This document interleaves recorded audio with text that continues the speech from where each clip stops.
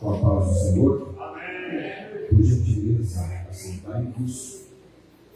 Quero dizer da satisfação para mim, para a Priscila, poder estar aqui com os irmãos nessa noite de domingo para participar do culto e repartir uma palavra de Deus.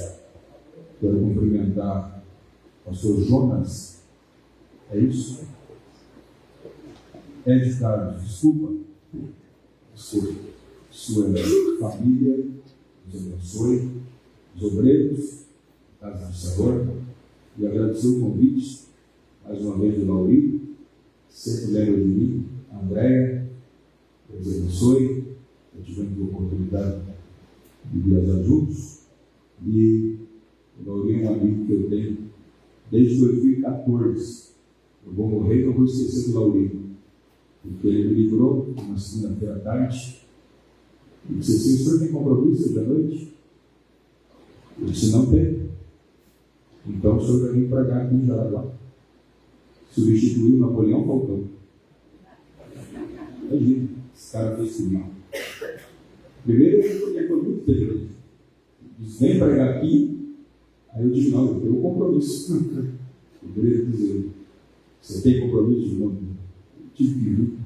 E foi uma bênção, porque de 10 anos para cá eu venho muito a Jaraguá, fruto daquele dia ali. Glória a Deus. Quero dizer aos irmãos que eu trouxe o meu livro. Alguns irmãos já conhecem esse material, o amor de Deus, mas a maioria ainda não. O que se trata desse livro? É uma parábola bem conhecida na Bíblia, registrada em Lucas capítulo 15, onde Jesus fala disso, o amor de Deus.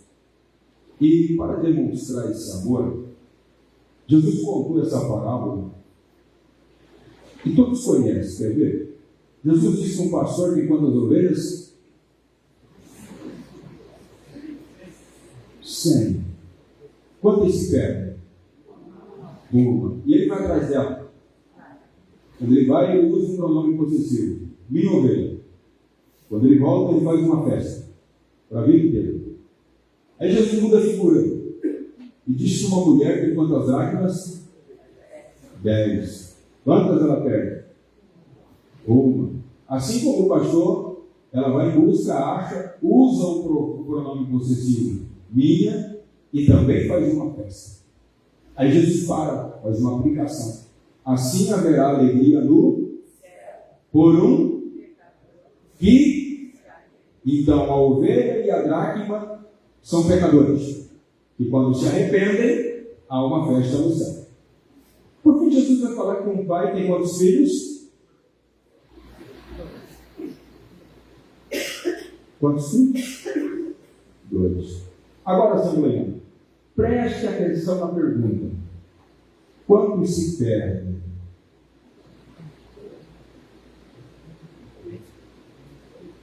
Se eu não tivesse chamado a sua atenção, a maioria iria dizer 1.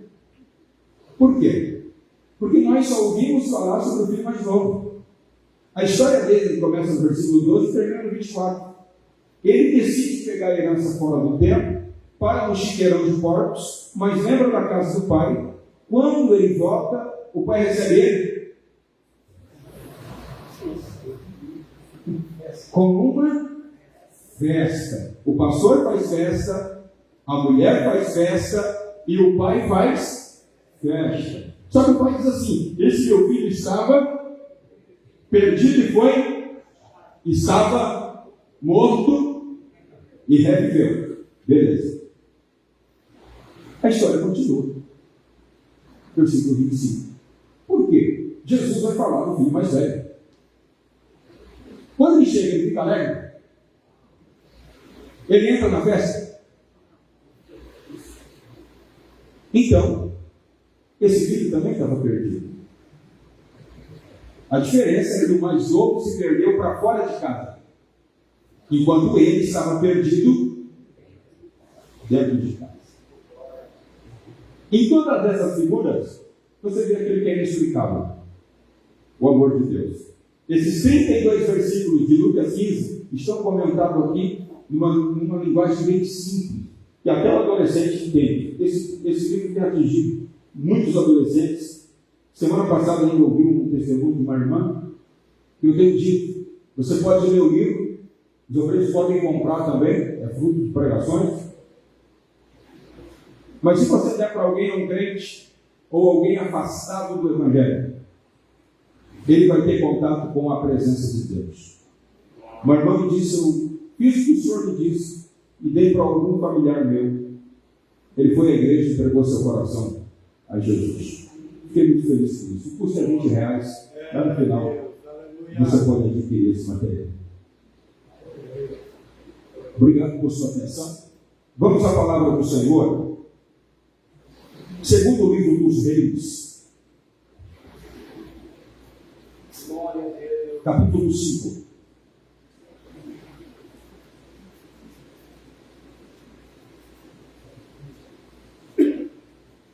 Nós vamos estar meditando nos primeiros 15 versículos deste capítulo. Eu quero falar sobre a conversão de Naamã e as suas missões. Mas nesse primeiro momento nós vamos nos reportar ao versículo 14. Segundo livro dos Reis, capítulo 5, versículo 14. Então desceu e mergulhou no Jordão 7 vezes, conforme a palavra do homem de Deus, e a sua carne tornou como a carne de um menino, e ficou purificado. Então voltou ao homem de Deus, ele e toda a sua comitiva, e veio e pôs-se diante dele e disse: Eis que tenho conhecido que em toda a terra não há Deus, senão em Israel. Eis que tenho conhecido que em toda a terra não há Deus, senão em Israel. Se você quiser ficar com a Bíblia aberta, nós vamos estar passando um versículo após o outro, a começar pelo primeiro. Se o irmão do Data Show quiser continuar me ajudando, isto, eu vou ir passando um após o outro, fica maravilhoso. Queridos, o texto apresenta um milagre que aconteceu dentro do ministério do profeta Eliseu, ao curar o Ciro Naamã da pior enfermidade que havia, não só no Antigo Testamento, mas também no Novo Testamento, a lepra. Quando nós olhamos para este capítulo, tendo o conhecimento do Evangelho, nós vemos que Naamã, ele é um gentil, que por meio do testemunho de uma adolescente, de um crente fiel, ele foi até as terras de Israel em busca de Deus.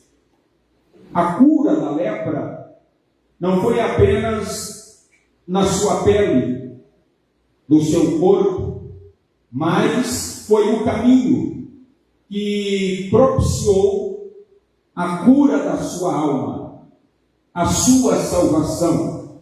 Por isso, ele disse a Eliseu: agora eu sei que em toda a terra não há Deus, senão em Israel. A fala dele está colocando a unicidade da salvação. Essa unicidade é vista nos evangelhos quando Jesus diz: eu sou o caminho, a verdade e a vida. Ninguém vem ao Pai senão por mim. Mas essa salvação de Naamã, ela foi processada no campo da fé e da obediência. Então, ao olhar para esse capítulo, nós vemos que ele irá tratar da conversão de Naamã, da conversão do ímpio, daquele que está vindo para o Evangelho e precisa, de fato, entender como funciona o Evangelho. Quem era Naamã? Já disse aos senhores que era um gentio. Ele não pertencia ao povo de Israel. Ele era assírio de nascimento. Mas o versículo 1 apresenta o seu perfil biográfico dizendo que ele era chefe do exército de Ben-Hadad. Era um homem de posição distinta. Percebam que ele passou por todas as etapas.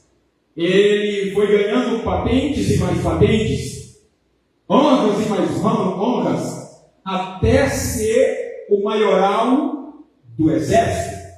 E aí o texto diz que ele era um grande homem, porque ele trazia no seu histórico as marcas de grandes batalhas.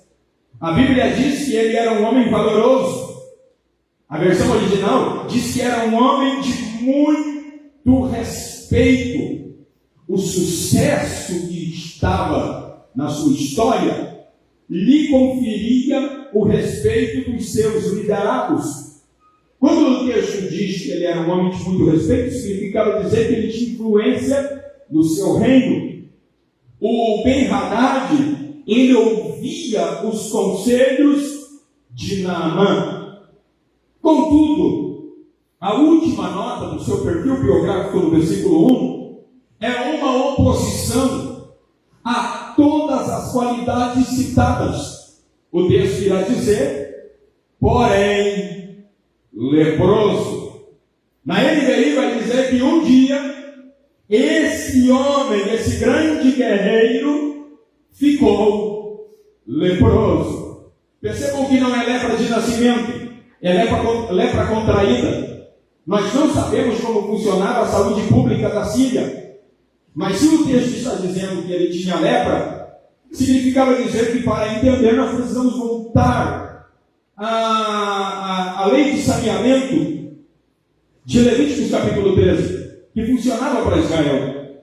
Quando alguém contraía lepra, aparecia na sua pele uma manchinha branca. Se essa manchinha branca perdurasse por 14 dias, era considerado leproso. A possibilidade dessa manchinha branca, que está na pele, romper a derme, a epiderme, chegar aos ossos, ao sangue, e se alastrar por todo o corpo do indivíduo, era muito grande. Por isso ele ficava em isolamento social. No caso de Naamã, nós não sabemos, porque ele mora em outra nação. Tudo que se sabe é que ele contrai a pior doença de todos os tempos, a mais temida, que a medicina não tinha cura. De acordo com o versículo 11, nós vamos entender que a lepra de Naamã, ela estava contida em um local. Ainda não havia se espalhado por todo o corpo. Quando a NVI diz que ele ficou leproso, então ele avisa o rei, avisa o seu chefe, dizendo, eu precisarei ficar em casa, em isolamento. Por quê? Porque ele agora é um problema para a sociedade. Porque a lepra, ela era contraída tanto pelo ar quanto pelo toque. Entendemos que este homem, de alto escalão, tem um grande problema e ele não consegue resolver. Ele tem uma grande necessidade, mas não sabe o que fazer. E agora, ele tem que esconder isso atrás da farda. Parece que só ele, sua esposa e o rei sabiam do seu problema. Mas a partir do versículo 2 e 3, entra na sua história o protagonismo da menina anônima. Ela será crucial na vida desta família. Por quê? Porque essa menina é israelita. Quando os sírios venceram Israel, a forma de distribuição de riquezas na época era a seguinte: os vencedores têm poder sobre os vencidos. E tem poder sobre o dinheiro, tem poder sobre o ouro, tem poder sobre a prata, e tem poder sobre os homens. Os perdedores agora tornam-se escravos dos vencedores. E lá nos despojos da guerra está aquela menina. E a soberania divina, aleluia, faz Naamã olhar para ela e querer levar ela para a sua casa. Quando essa menina entra na casa de Naamã, era o Senhor posicionando o seu instrumento para salvar uma família, para trazer salvação a uma casa. No entanto, eu gostaria de pensar convosco sobre essa menina um pouquinho, visto que ela será crucial na história de Naamã. Ela foi separada da sua família. Ela é um despojo, ela é um produto de guerra. Ela foi colocada na casa de Naamã para ajudar a sua esposa. Todo mundo sabe que quando um homem ou uma mulher, alguém é separado de sua família, abre-se lacunas emocionais dentro dele, que jamais o tempo será capaz de apagar. E nada daqui é capaz de preencher aquela lacuna, porque o ser humano ele foi criado para a convivência. E os laços familiares, por mais que às vezes dói, eles são importantíssimos para um homem e para uma mulher. Ela foi tirada da sua família. Ela nunca mais viu seu pai, nunca mais viu sua mãe, nunca mais viu seus amigos. E agora, ela poderia fazer com que a vingança tomasse conta do seu coração. E olhar para ele dizendo assim: tu foi lá mesmo, tu pegou meu povo, tu bateu no meu povo, tu me trouxe para cá, tu me raptou para cá. Eu sei onde tem cura, mas eu não digo para você aonde tem cura. Não. Essa adolescente, ela tem uma personalidade missionária tão forte que ela não se vingou do seu inimigo. Ela estava morando com Naamã, mas Naamã nunca foi seu inimigo. Naamã era o seu patrão. E agora ele está doente. Abriu-se a porta para ela mostrar o inexplicável amor de Deus que não tem.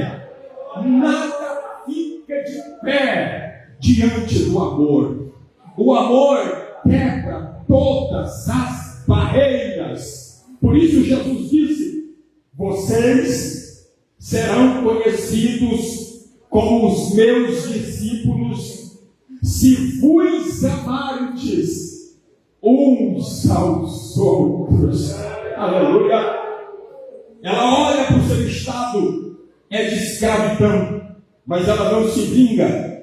Ela chega para a esposa de Naamã e diz assim, com o coração cheio de fé: ah, se o meu Senhor, versículo 3, procurasse o profeta que está em Samaria, ele o curaria da sua lepra. Ela não disse vai lá para ele orar. Ela não disse vai com fé que quem sabe tu recebe. Ela não disse assim, eu acho que lá tem cura. Não. Ela diz, procura que tem. Procura que vai receber. Vai. Porque você vai voltar curado. O coração dela está transbordando de amor.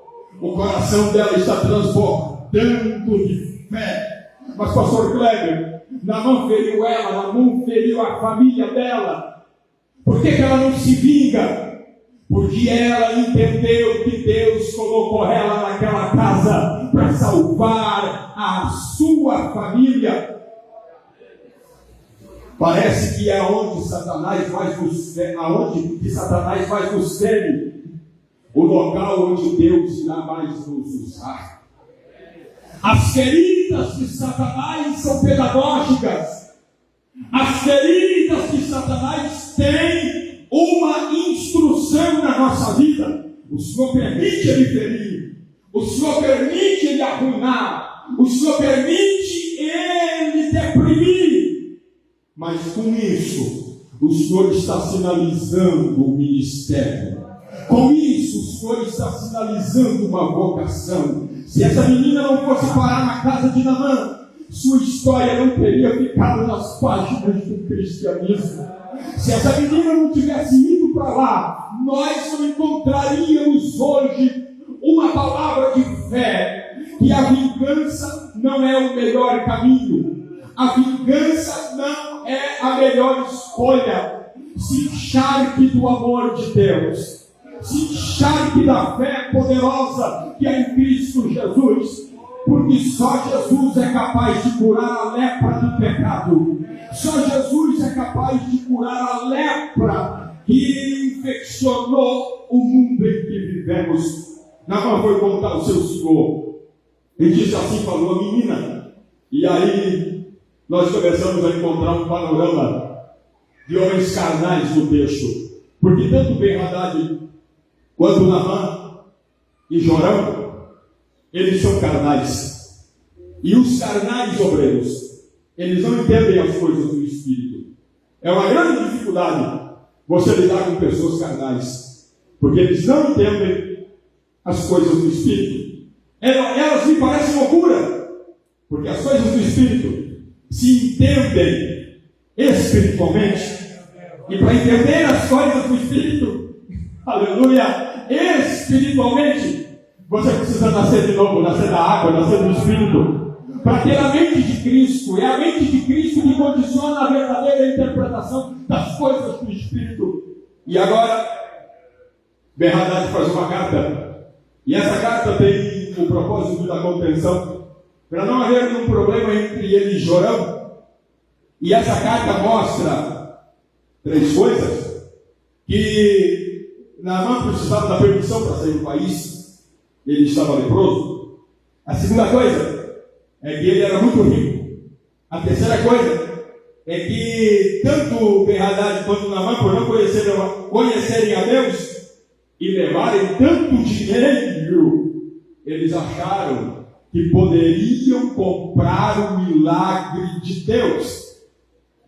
A carta dizia o seguinte: Jorão, eu estou te enviando Naamã, meu maioral, para que tu cures ele da lepra.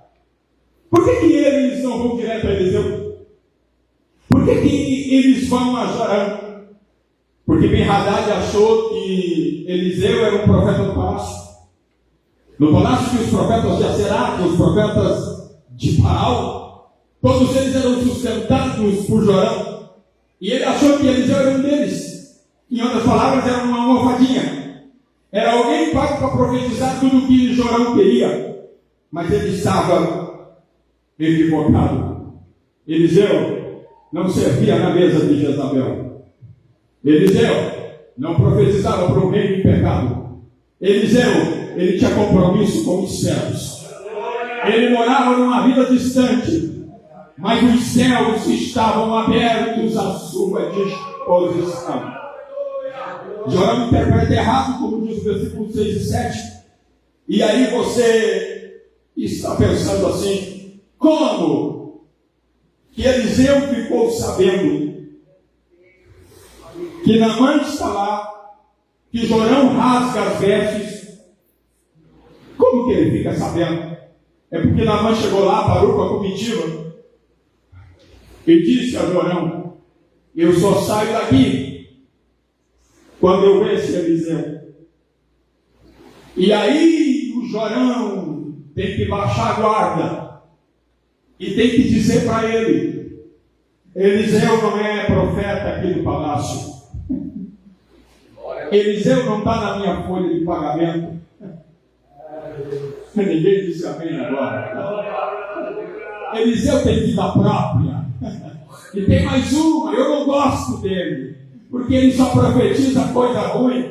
Mas a menina falou que ele vai me curar, então eu quero conversar com ele. E aí ele diz, ele mora na Vila Belmeolá.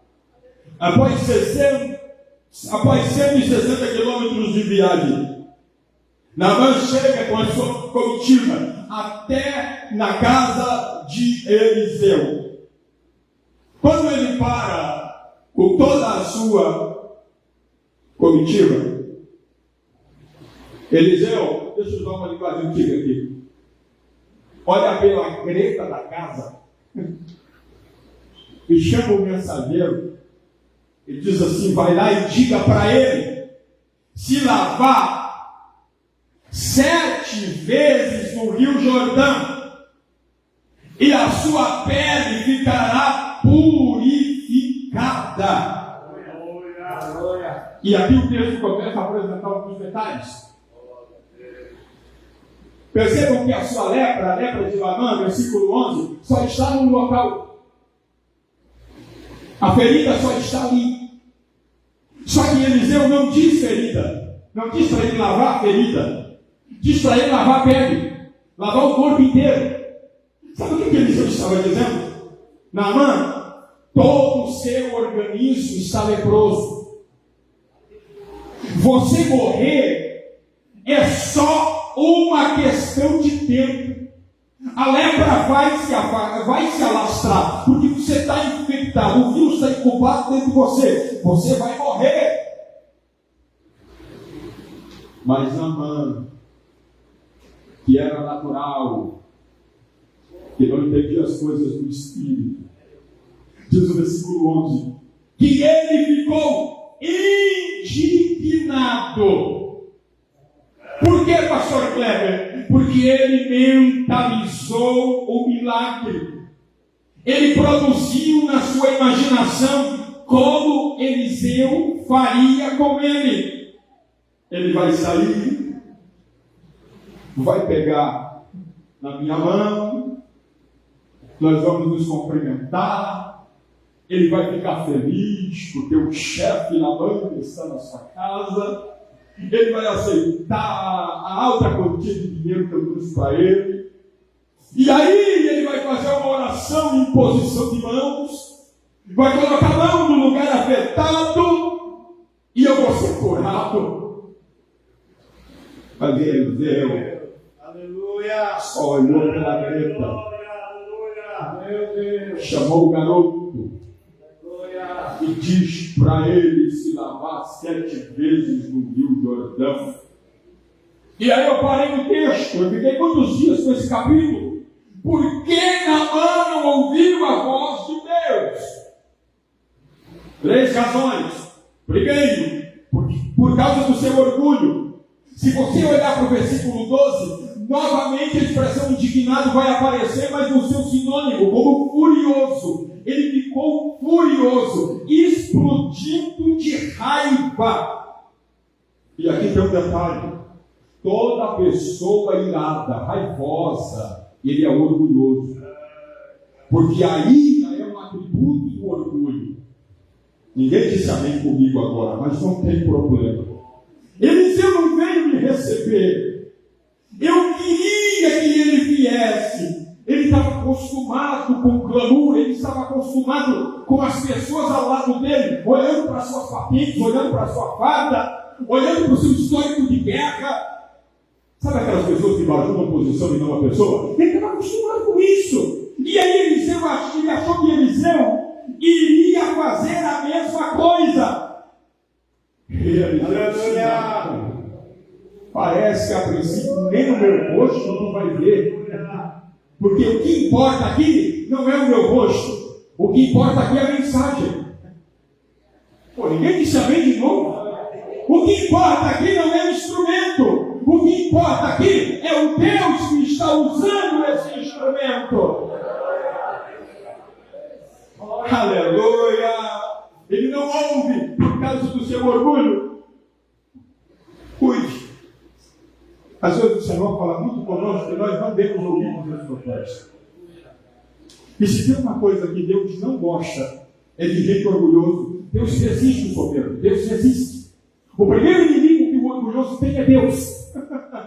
Não é eu, não é você. Deus é resistente, opositor a quem é orgulhoso. Mas quem é humilde, quem reconhece, quem se joga no chão, quem está ouvindo uma mensagem dessa, está procurando, meu Deus, onde é que tem lepra na minha vida? Onde é que tem lepra na minha família? Me guarda, me cobre com o teu sangue, me livra, me santifica, me purifica. É para descer e eu desço agora. É para mergulhar e eu mergulho agora. Esse Deus está dizendo, receba da minha graça. Receba da minha graça. Porque Deus dá graça humilde. Aleluia. A segunda razão por que Naamã não ouviu a voz de Deus é porque ele trouxe muito dinheiro e ele mentalizou na sua imaginação como Eliseu iria curá-lo. Aleluia. E aí Eliseu manda o mensageiro e diz assim, ele já viajou 160 quilômetros, então ele viaja mais 50 e vai até o Rio Jordão. Lava-se lá 7 vezes e ficará purificado. Posso ouvir um amém aí? Naamã é um gentil, é um ímpio que está vindo para o Evangelho. Só que ele é natural, ele é carnal, ele precisa passar pelo processo do novo nascimento. Ele precisa entrar dentro do Evangelho, deixar o Evangelho entrar nele. Ele precisa saber o que é crer, ele precisa entender o nome de Deus. Mas ele, no seu orgulho, na sua prepotência, ele quer ouvir o Evangelho e quer que o Evangelho se adeque a ele. Ele quer servir a Deus da sua maneira. Ele quer receber as coisas do seu jeito. A cura que ele precisa não é apenas a pele, é a cura da alma. O que ele realmente precisava, ele não entendeu, ele só foi entender depois.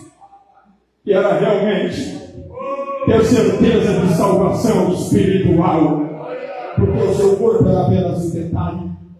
E agora, Eliseu lhe diz: tu tem que ir se lavar no lamacento do Rio Jordão. Mas você está resistente e que as coisas do seu jeito. E aí ele começa a colocar a opção. Não são os rios de Abana, versículo 12, Farfá em Damasco, melhores do que todas as águas de Israel? Aqui ele denuncia o quanto ele era natural, o quanto ele não entendia as coisas do Espírito. Porque Naamã acreditava que a cura viria das águas. Logo a equação é simples. Quanto melhor é a água, melhor será a cura. Mas Eliseu não disse que a cura viria da água. Eliseu só disse: desce 7 vezes e lava-te e serás purificado. Eliseu estava falando de fé. Eliseu estava falando de obediência. Eliseu estava falando de elementos que nos aproximam de Deus. Quando ele ouviu pela primeira vez o Evangelho, Naamã, através da menina, gerou uma fagulha de fé. E essa fé o levou até Israel. Lá na casa de Eliseu, ele precisava cumprir com o segundo aspecto da fé, que é a obediência. Porque obediência é na prática. Obediência não é teórica. Obediência é na prática. Jesus diz, João 14, 21, aquele que tem os meus mandamentos e os obedece, esse é o que me ama. E meu Pai o amará, e eu me manifestarei a ele.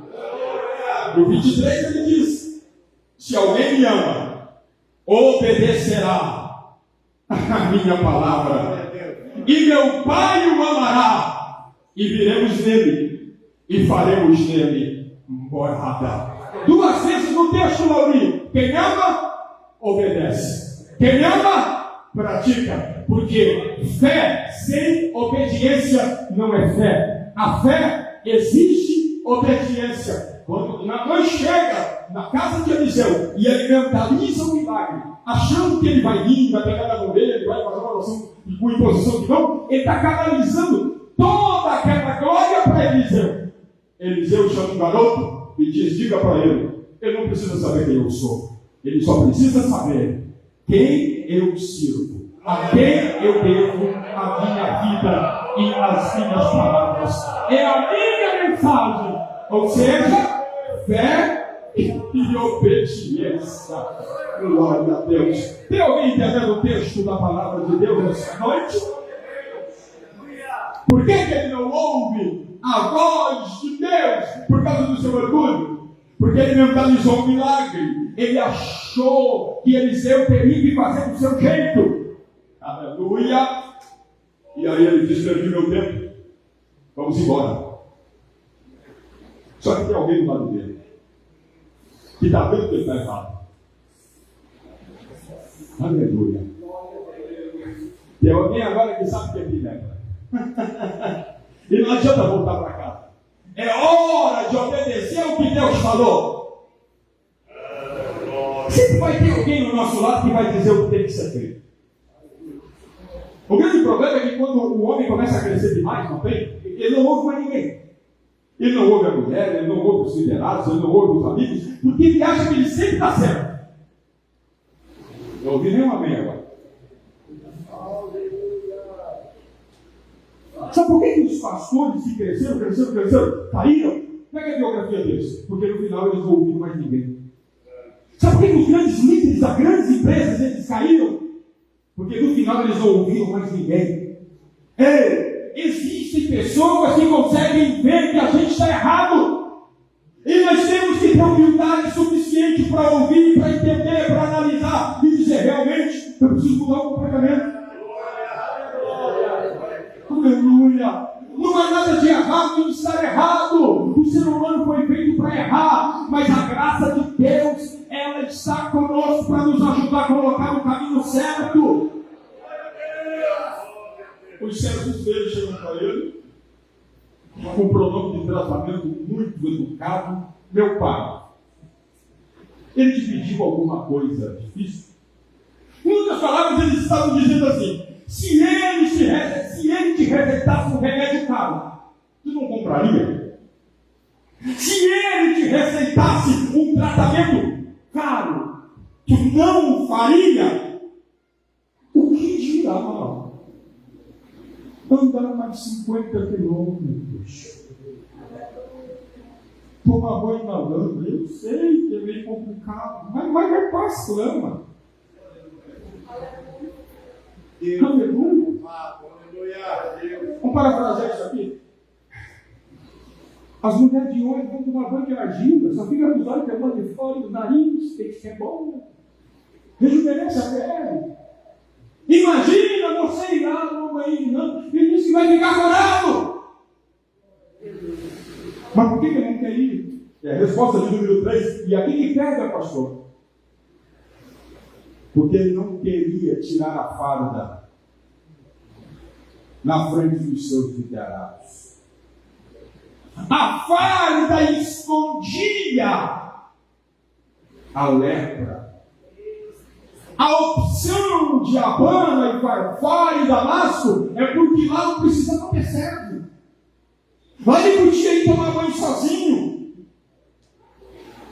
Mas chegou o momento do orgulho dele ser tratado. Oh Deus! Chegou o momento em que ele iria mostrar: tem patentes? Tem história de guerra? Tem. Sou valoroso? Sou. Meu nome está nos anais? Está. Mas tem uma coisa: eu sou leproso.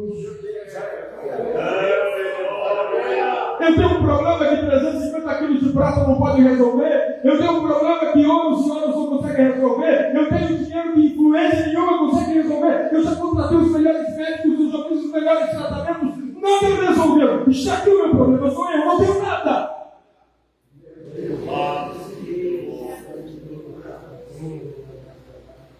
Às vezes a gente esconde os nossos pecados atrás de coisas maravilhosas. Às vezes a gente esconde as nossas letras atrás de títulos, atrás de posição. E a voz de Deus fala conosco: desce, se humilha, eu tenho vitória. Os humilhados serão exaltados e os exaltados serão humilhados. Mas é o problema da farda. A gente não quer que ninguém saiba. Todos nós temos uma leprinha.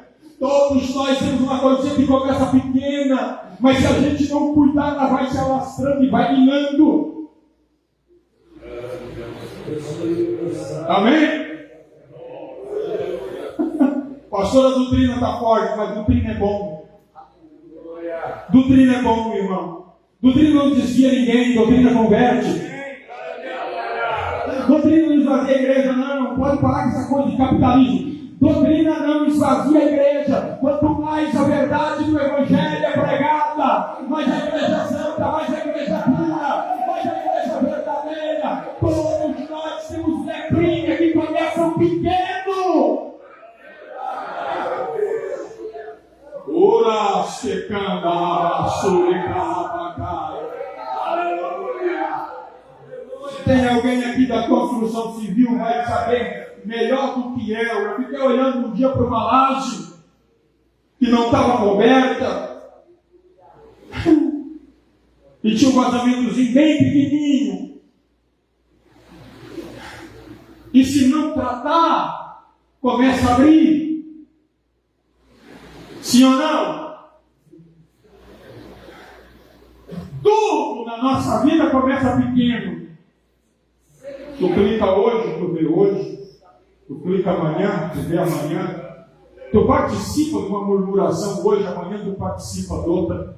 Tu aceita um suborninho hoje, amanhã tu aceita o outro. Tu lava uma coisinha aqui hoje, amanhã tu lava outra. A letrinha, a mancha vai aumentando. Teu corpo está infectado pelo vírus e você acha que não vou cair, não vai dar nada. Tudo vai dar certo, vai continuar tendo um programa, não, Deus está dizendo desce. Deus está dizendo hoje desce. Tira essa farda de mentira. Tira essa farda que esconde o teu pecado. Porque eu tenho cura para ti. Eu tenho libertação para ti. Eu tenho vitória para ti. Eu tenho mudança para ti. Receba essa palavra de Deus na tua vida.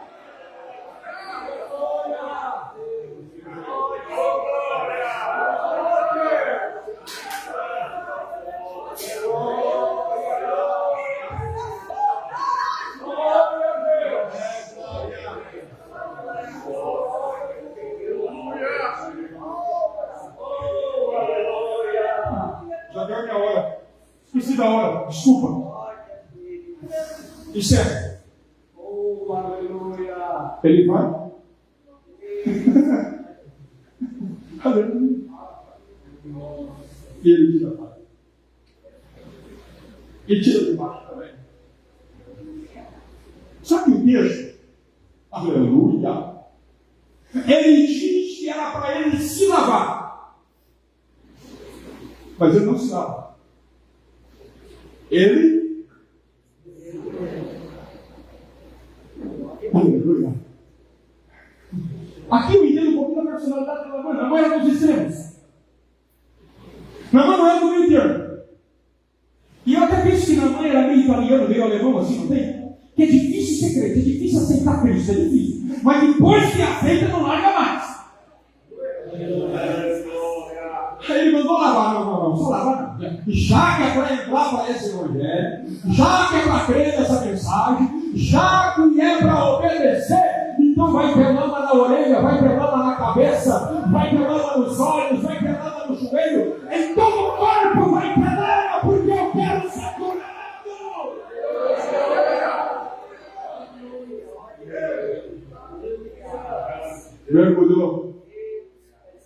Mergulhou. Aleluia. Glória. 4, 5, 6, 7. Aleluia. Aleluia. Glória a Deus. Sua pele estava como a pele de uma criança.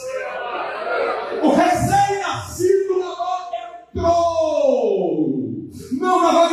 vida biológica, mas para a vida de Deus, para a vida do Evangelho. E ele voltou para a casa de Eliseu, dizendo: agora sei. Agora sei.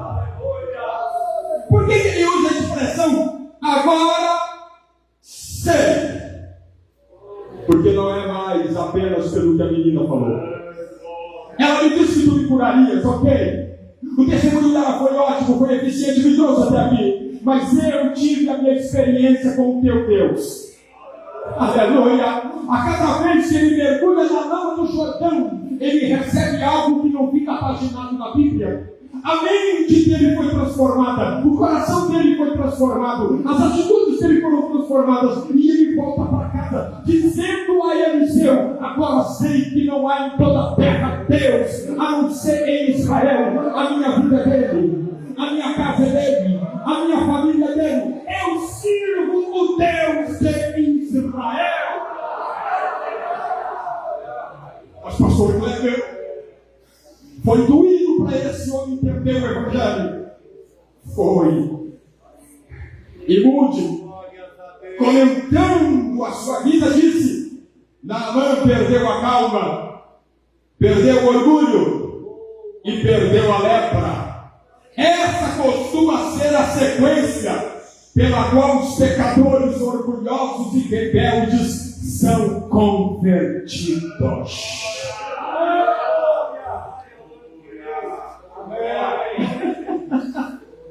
O Senhor salva, o Senhor cura, o Senhor liberta. E como acontece isso? Com fé e com obediência. Por que Eliseu não disse: fica aqui em Israel, muda para cá?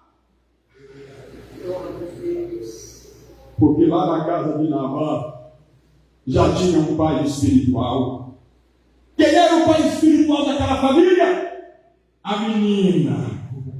Ela não somente mostrou o caminho do céu, ela vai caminhar junto convosco para o céu. Ela vai ensinar as leis, ela vai ensinar os princípios, ela vai ensinar os valores. Receba isso esta noite. Deus não quer que nós sejamos apenas nominalistas religiosos. Deus quer que a gente adote famílias para levar para o céu. Deus quer que a gente seja pai espiritual de alguém.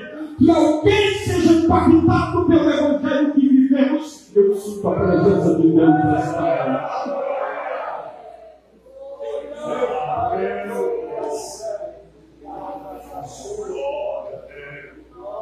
Quem não conhece, continue lendo, porque Eliseu não aceitou o presente. Ninguém paga nada para ser salvo. Ou deixa eu dizer isso de novo: ninguém paga nada para ser salvo. O preço já foi pago na cruz do Calvário. Fique em nome de Jesus.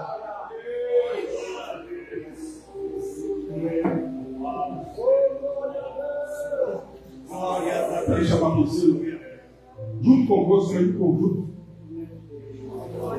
Vamos ao conjunto aí. Nós vamos cantar um hino para glorificar Deus. Toda a igreja. Aleluia.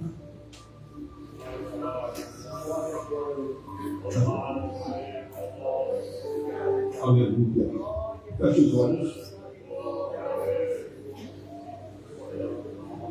Ó Deus, esta manhã, pastor de Carlos, eu não queria pregar essa mensagem. Ontem eu tinha pensado em outra. Mas sabe quando nada consegue sentir inspiração, nada, apenas essa.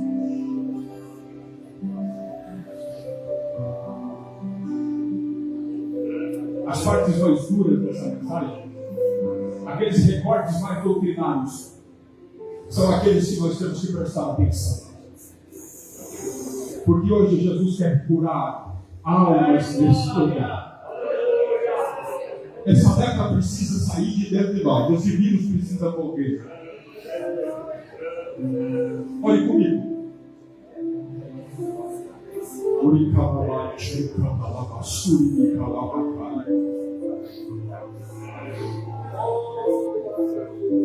Nós precisamos descer nos rios do teu amor. As tuas águas purificam do pecado. As tuas águas libertam-nos do orgulho tão cruel. Ajuda-nos a aprender como Eliseu, que no Evangelho tudo é pela fé, tudo é pela obediência, tudo é pela busca incessante da tua presença. Oh, Senhor, que essa palavra ferva no nosso coração. Essa palavra produz avivamento no nosso coração no dia de amanhã. Que jamais queremos as águas de Farfar e as águas de Abana. Que jamais podemos viver o Evangelho do nosso jeito, mas do teu jeito. Que jamais queremos construir uma espiritualidade que não venha de ti, uma graça que não venha de ti, uma liberdade que não venha de ti. Ajuda-nos. Ajuda-nos. Nós precisamos de ti. Nós não somos nada sem a tua graça. Nós não somos nada sem o teu Santo Espírito.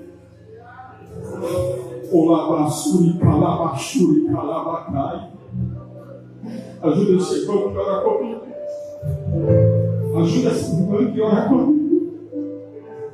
Oh Deus, o labaite elevação, elefácia, receba dessa graça que está descendo sobre nós. Oh, o Espírito de cura está aqui. O Espírito